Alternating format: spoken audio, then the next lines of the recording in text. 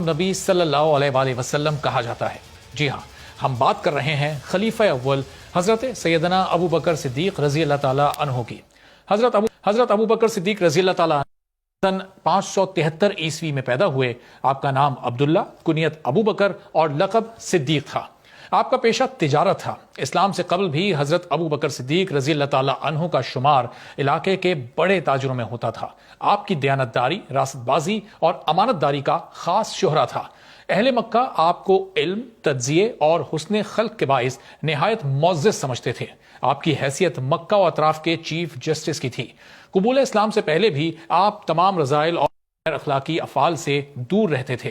جب نبی آخر الزماں صلی اللہ علیہ وآلہ وسلم نے نبوت کا اعلان فرمایا تو لوگوں کو اسلام کی دعوت دی، اے لوگو، اللہ ایک ہے، اسی کی عبادت کرو اور میں اللہ کا بھیجا ہوا رسول ہوں۔ محمد رسول اللہ صادق الوعد الامین کا اعلان سنتے ہی سیدنا ابو بکر صدیق رضی اللہ تعالیٰ عنہ نے حضور نبی کریم کو گلے لگایا اور پیشانی چومتے ہوئے کہا کہ لا الہ الا اللہ محمد رسول اللہ، میں گواہی دیتا ہوں کہ اللہ کوئی معبود نہیں، اور میں اس بات کی گواہی دیتا ہوں کہ آپ اللہ کے سچے رسول ہیں۔ نبی اکرم صلی اللہ علیہ وآلہ وسلم پر ایمان لانے والے سیدنا ابو بکر صدیق رضی اللہ تعالیٰ عنہ سب سے پہلے انسان ہیں۔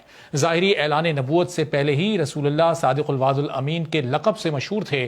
آپ کی سچائی پر اعتبار کرنے پر اور ایمان لانے پر حضرت ابو بکر صدیق رضی اللہ تعالیٰ عنہ کو صدیق کا لقب ملا۔ سیدنا ابو بکر صدیق رضی اللہ تعالیٰ عنہ کے ایمان لانے کا واقعہ بہت دلچسپ لیکن طویل ہے، مگر اختصار کے ساتھ اسے کچھ یوں سمویا جا سکتا ہے کہ ربیعہ بن کعب فرماتے ہیں، حضرت ابو بکر صدیق رضی اللہ تعالیٰ عنہ کا اسلام لانا آسمانی وحی کی مانند تھا۔ ایک مرتبہ تجارت کے سلسلے میں آپ ملک شام تشریف لے گئے۔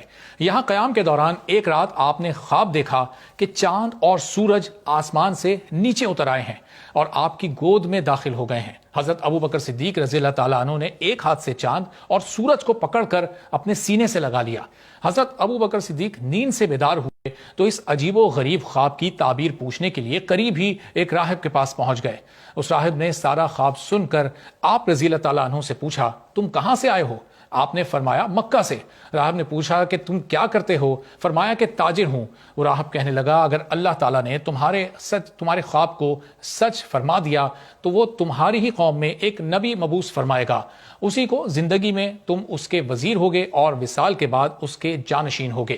حضرت ابو بکر صدیق رضی اللہ تعالیٰ عنہ نے اس واقعے کو پوشیدہ رکھا اور کسی کو نہیں بتایا، اور جب حضور صلی اللہ علیہ وسلم نے نبوت کا اعلان فرمایا تو آپ رضی اللہ تعالیٰ انہوں نے یہی واقعہ بطور دلیل حضور اکرم صلی اللہ علیہ وآلہ وسلم کے سامنے پیش کیا اور حضور کو گلے لگایا اور پیشانی چومتے ہوئے کہا کہ میں گواہی دیتا ہوں کہ آپ اللہ کے رسول ہیں۔ اسی وجہ سے آپ صلی اللہ علیہ وآلہ وسلم نے حضرت ابو بکر کو صدیق کے لقب سے نوازا۔ حضرت عائشہ صدیقہ رضی اللہ تعالیٰ عنہ سے روایت ہے کہ حضرت عمر بن خطاب رضی اللہ تعالیٰ عنہ نے فرمایا کہ ابو بکر حضور صلی اللہ علیہ وآلہ وسلم کو ہم سب سے زیادہ محبوب تھے اور ہم سے بہتر اور ہمارے سردار تھے۔ آپ رضی اللہ تعالیٰ عنہ گفتگو کرتے رہے، یہاں تک کہ فرمایا کہ مردوں میں سب سے پہلے اسلام قبول کرنے والے حضرت ابو بکر تھے۔ ابن حبان میں حضرت ابو یحییٰ رحمۃ اللہ علیہ سے روایت ہے کہ انہوں نے حضرت علی المرتضیٰ رضی اللہ تعالیٰ عنہ کو قسم اٹھا کر یہ کہتے ہوئے سنا کہ حضرت ابو بکر رضی اللہ تعالیٰ عنہ کا لقب صدیق اللہ تعالیٰ نے آسمان سے نازل فرمایا۔ ترمذی اور ابن حبان میں حضرت عبداللہ بن زبیر رضی اللہ تعالیٰ عنہ سے روایت ہے کہ حضرت صدیق رضی اللہ تعالیٰ عنہ حضور نبی اکرم صلی اللہ علیہ وآلہ وسلم کی خدمت میں حاضر ہوئے تو آپ صلی اللہ علیہ وآلہ وسلم نے ارشاد فرمایا، تم اللہ رب العزت کی طرف سے آگ سے آزاد ہو۔ بس اس دن سے آپ رضی اللہ تعالیٰ عنہ کا لقب عتیق یعنی آگ سے آزاد پڑ گیا۔ حضرت سہل بن سعد رضی اللہ تعالیٰ عنہ سے روایت ہے کہ رسول اللہ صلی اللہ علیہ وآلہ وسلم نے ارشاد فرمایا، ابو بکر رضی اللہ تعالیٰ عنہ سے محبت اور ان کا شکر ادا کرنا میری امت پر واجب ہے۔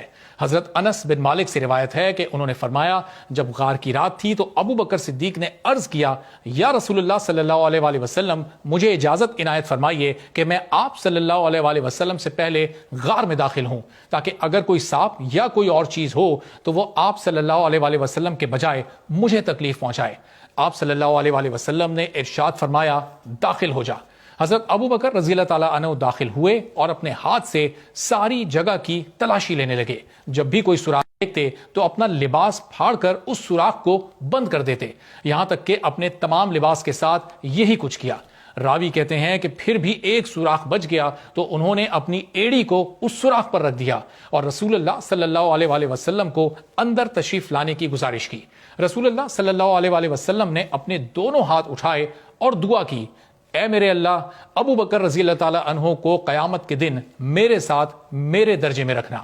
قرآن کریم و احادیث طیبہ میں حضرت ابو بکر صدیق رضی اللہ تعالیٰ عنہ کی شان و فضیلت کا ذکر ہے تو کوئی انسان آپ رضی اللہ تعالیٰ عنہ کی تعریف کیا کر سکتا ہے۔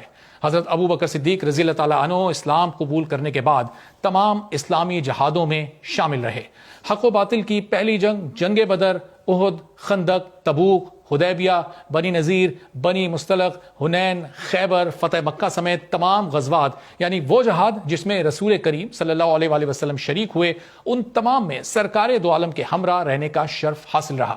غزوہ میں آپ رضی اللہ تعالیٰ عنہ نے جو اطاعت رسول صلی اللہ علیہ وآلہ وسلم پر ایثار، قربانی و ثقافت کا نمونہ اللہ کی راہ میں پیش کیا، جس کی مثال تاریخ عالم میں ملنا مشکل ہی نہیں بلکہ ناممکن ہے۔ اسی غزوے میں سرکار دو جہاں کی ترغیب پر تمام صاحب استطاعت صحابہ کرام نے دل کھول کر لشکر اسلامی کی امداد کی، مگر سیدنا ابو بکر صدیق رضی اللہ تعالیٰ عنہ نے ان سب پر اس طرح سبقت حاصل کی کہ آپ اپنے گھر کا سارا مال لے آئے۔ جب رسول اللہ صلی اللہ علیہ وآلہ وسلم نے پوچھا، اے ابو بکر، گھر والوں کے لیے بھی کچھ چھوڑا ہے؟ تو آپ رضی اللہ تعالیٰ عنہ نے عرض کیا، گھر والوں کے لیے اللہ اور اس کا رسول ہی کافی ہے۔ پروانے کو چراغ ہے، بلبل کو پھول بس، صدیق کے لیے رسول بس۔ حضرت ابو بکر صدیق رضی اللہ تعالیٰ عنہ نے سفر زندگی کے آخری دنوں میں حضرت علی رضی اللہ تعالیٰ عنہ کو بلایا اور وصیت فرمائی، اے علی، جب میری وفات ہو جائے تو مجھے تم اپنے ہاتھوں سے غسل دینا، کیونکہ تم نے ان ہاتھوں سے رسول اللہ صلی اللہ علیہ وآلہ وسلم کو غسل دیا ہے۔ پھر مجھے میرے پرانے کپڑوں میں کفن دے کر اس حجرے کے سامنے رکھ دینا جس میں حضور اکرم صلی اللہ علیہ وآلہ وسلم کا مزار ہے۔ اگر بغیر کنجیوں کے حجرے کا قفل خود بخود کھل جائے تو اندر دفن کر دینا، ورنہ عام مسلمانوں کے قبرستان میں لے جا کر دفن کر دینا۔ حضرت ابو بکر صدیق رضی اللہ تعالیٰ عنہ نے 22 جمادی الثانی 13 ہجری کو وفات پائی۔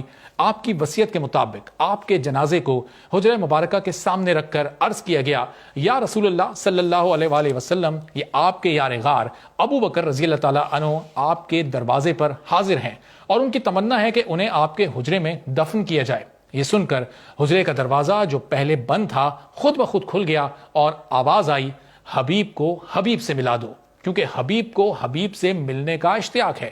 جب حجرے سے حضرت صدیق اکبر رضی اللہ تعالیٰ عنہ کو دفن کرنے کی اجازت مل گئی تو جنازے کو اندر لے جایا گیا اور حضور صلی اللہ علیہ وآلہ وسلم کے برابر میں آپ کو دفن کر دیا گیا۔ سبسکرائب کریں اور بیل دبائیں تاکہ کوئی خبر رہ نہ جائے۔